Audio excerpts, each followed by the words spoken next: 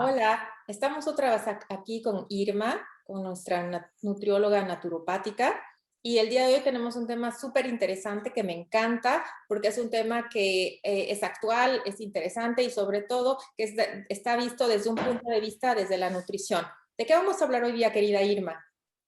Sí, gracias Paola. Pues mira, hoy vamos a hablar de cómo bajar de peso, así lo vamos a titular, cómo bajar de peso de una vez y para siempre, ayudándote de la psiquiatría. Ok. Ujú.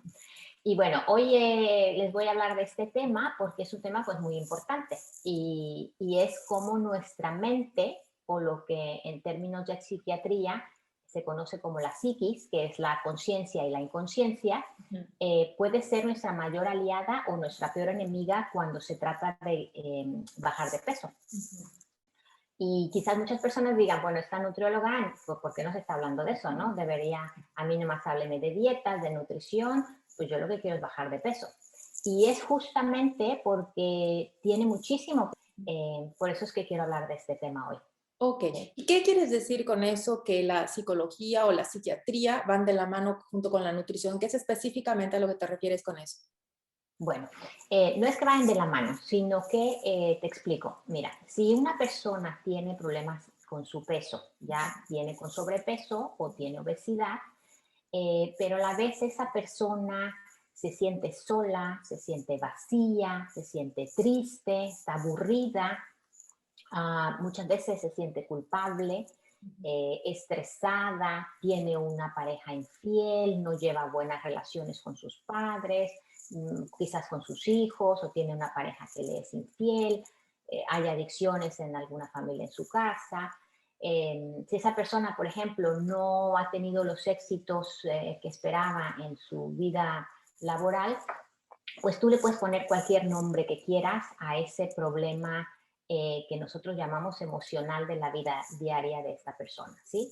Si esta persona no aborda estas emociones o conflictos de la mente en paralelo a una revisión de su dieta, pues lo más probable es que les costará muchísimo bajar de peso y mejorar su salud y no podrán tener un peso saludable por mucho tiempo, eso te lo aseguro.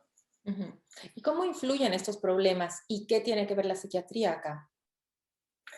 Pues mira, los psiquiatras, que son quienes estudian la mente, la psiquis, como habíamos dicho, hasta ahora ellos han podido descifrar y conocer varias cosas de la mente humana.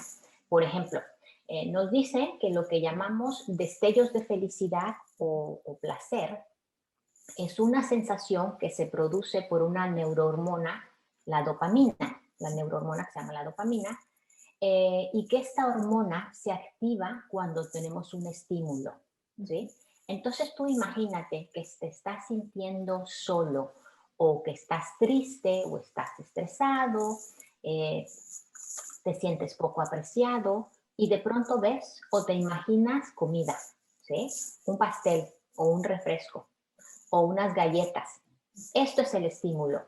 Y ojo, no necesariamente tienes que verlo para que entonces te puedas empezar a sentir esta sensación de felicidad o placer y que la hormona dopamina se empieza a liberar y empezamos a sentirnos una sensación, como dije, bienestar. ¿Y qué pasa?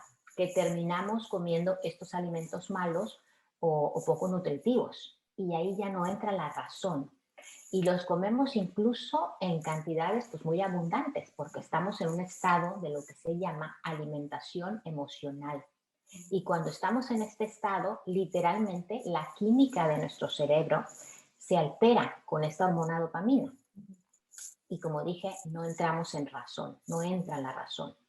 Esa persona puede ser muy inteligente, con muchos estudios, con muchos conocimientos, pero desafortunadamente se ha valido de la comida para sentirse bien y, entre comillas, diríamos, para sentirse feliz.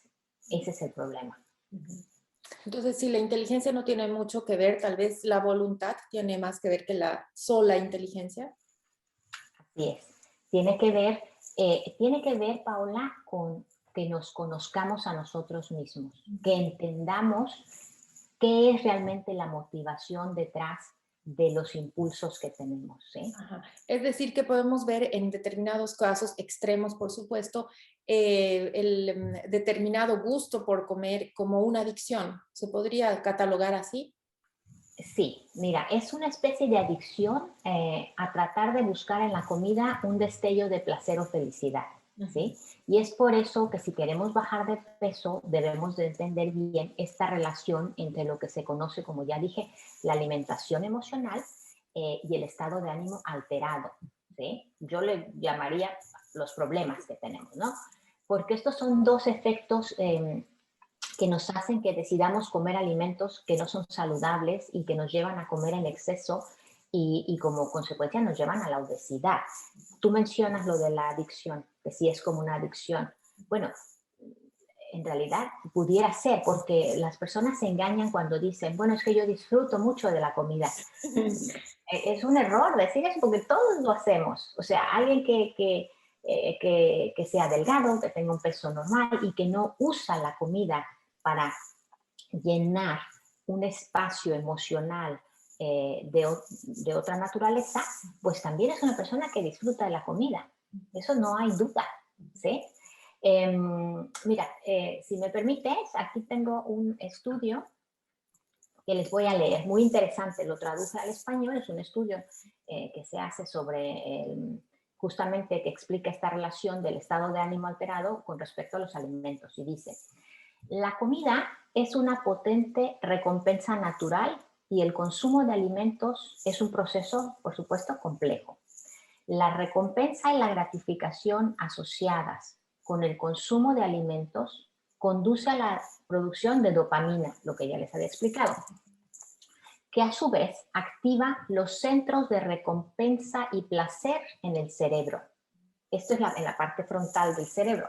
Un individuo comerá repetitivamente un alimento en particular para experimentar este sentimiento positivo de gratificación. Este tipo de comportamiento repetitivo de la ingesta de alimentos conduce a la activación de las vías de recompensa. Y escuchen esto, y eventualmente anula todas otras señales de saciedad y de hambre. Es decir, que nuestro cuerpo, que es maravilloso, tiene mecanismos para decirnos, párate, ya no necesito más alimentos, ¿cierto? Pero estos controles se ven anulados o se ven disminuidos cuando la mente está muy alterada con esta hormona dopamina, ¿sí? Y no importa qué comas. A mí me llegan en consulta muchas personas que me muestran su dieta y en principio es buena, es bastante buena. Pero el problema en estos casos es la cantidad.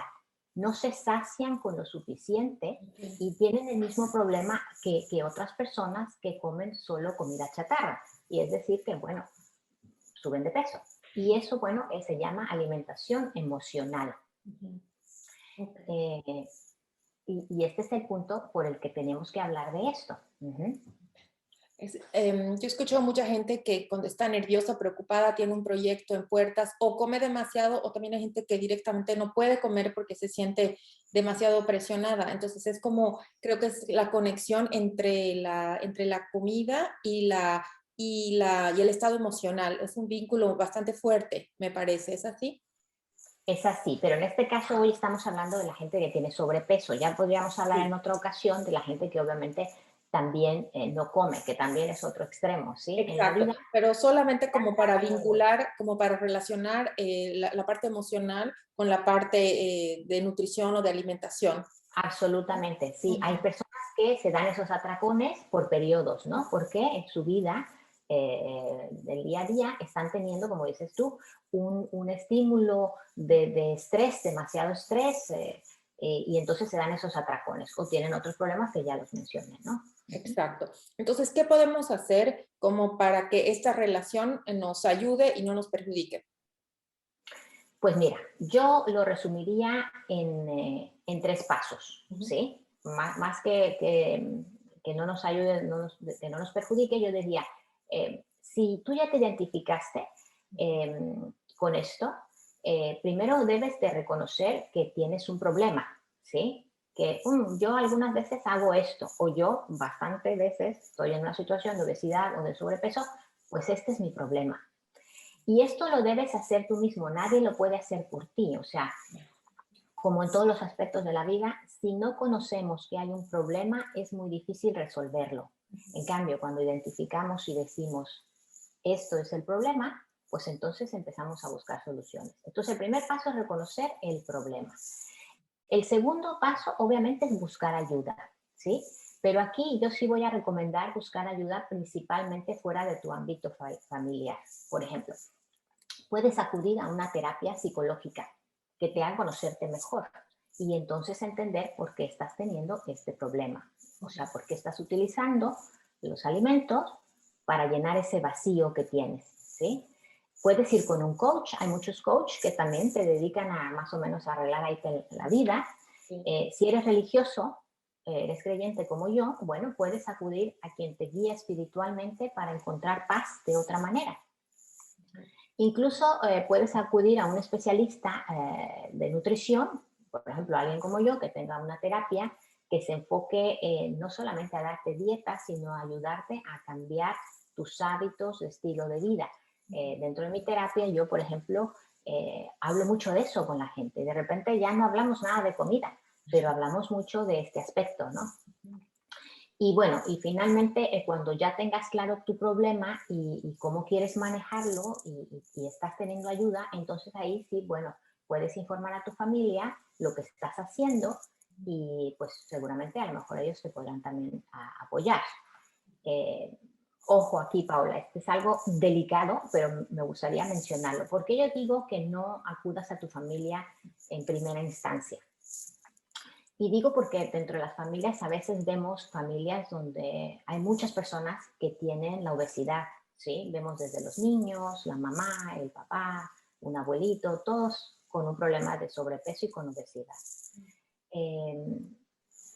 Alguien tiene que romper ese círculo, ¿sí? Porque ya está comprobado que la genética nos influye a máximo un 10% en lo que realmente terminamos siendo como personas. Entonces, el otro 90% tiene que ver con nuestro estilo de vida. Y cuando yo les aconsejo, no vayan necesariamente en primera instancia con su familia, es porque la familia cercana no puede a veces ver con claridad, con objetividad el problema que estamos teniendo. Muchas veces nos quieren demasiado. Por ejemplo, ven a alguien que está un poquito pasado peso y ellos se ven a sí mismos. También dicen, no, pues esto es normal. Y dicen, no tienes ningún problema, esto es así, así somos todos. Otras veces, porque cuando estamos cayendo en el problema, por ejemplo, si dijéramos, oye, quiero bajar de peso y de repente, pues algunas veces te quitas alimentos que ya no debes de comer, etcétera, y algunas veces recaes, tu familia inmediatamente puede tratar de poner el dedo en la llaga, ¿me explico? Pues sí. No que ibas a bajar de peso, no que ibas a dejar de comer chatarra. Y esto es muy triste porque desgraciadamente los seres humanos somos así. A veces hacemos daño a quienes más cercanos tenemos. Por eso yo te digo que me gustaría que la gente primero pudiera buscar ayuda con un profesional. Fuera sí, se me ocurre irme a esta chica, Jessica Alba, que es hermosa, divina, ¿no? Y que ella contaba que toda su familia todos provenían de un entorno, ella es México-americana, ¿no? Entonces toda su familia de parte en Estados Unidos y de parte de México, todos no eran gordos, eran obesos. Entonces, como que era completamente normal y sus padres fueron los primeros que le decían, no, pero no, es que así vas a ser tú porque es genético, míranos a nosotros, mira a tus abuelos y qué sé yo. La chica es delgadísima, ¿no? Y aparte es soñada, hermosa, pero ella como que siempre se sentía, no voy a decir disminuida, pero presionada de cierta manera, porque sus padres ya como que le habían impuesto mentalmente y genéticamente además este estilo de vida y este futuro, ¿no? Diciéndole que iba a ser muy difícil, completamente difícil para ella que bajase de peso, ¿no? Tú la ves en fotos familiares y ella parece que fuera adoptada, ¿no? Pero no lo es de la familia solamente que decidió tener una vida más sana, cambiar de hábitos alimenticios. Exactamente. Y eso qué bueno que lo mencionas, porque volviendo a lo mismo, porque hoy el tema es que nos ayudemos de la psicología para poder bajar de peso de una vez y para siempre. Entonces, entender que en muchas familias hemos aprendido que a callar esas voces de soledad, esas voces de aburrimiento, etcétera, etcétera, lo hacemos con la comida, ¿sí? Entonces, ese es el círculo que se tiene que romper. Aprender a que eso es un problema y que tenemos que romper el círculo y tenemos que pedir ayuda. Entonces, dentro de estos tercer pasos, el tercer paso obviamente es, ya que conoces bien, ya te identificaste, sabes que es un problema, buscas ayuda para ver la parte psicológica, ¿sí? Entonces, el tercer paso, pues ahora sí, revisa tu dieta, revisa tu estilo de vida y cámbialos. Y aquí sí les recomiendo entonces ir a un profesional, como dije, estudiar sobre nutrición. Nada nos hace más libres que el conocimiento. Si ustedes no tienen dinero para ir con una persona, un dietista, un nutriólogo que les enseñe qué cosa es una buena alimentación, qué deberían de desayunar, qué deberían de comer, sugerencias, etcétera, pues entonces ustedes a leer, comprarse un libro, ir a la biblioteca, estudiar. Si no tenemos conocimiento sobre qué es lo que nos está pasando y cómo mejorar, solventar el problema, pues entonces vamos a vivir en un círculo vicioso. Tristemente es un círculo que no nos lleva a nada. Y bueno, pues eso es lo que yo les quería platicar el día de hoy. Si estás interesado en conocer más sobre estos temas, pues que nos preguntes a Paola y a mí y vemos cómo podemos ayudar. Ok, te agradezco muchísimo, Irma, estuvo súper interesante el día de hoy. Y bueno, a todos, como dices, a revisar sus hábitos, a tratar de estudiar, de aprender, de contactar personas expertas. Y bueno, hasta la siguiente, te agradezco muchísimo. Chao, Irma. Gracias, Paola. Chao. Chao. Y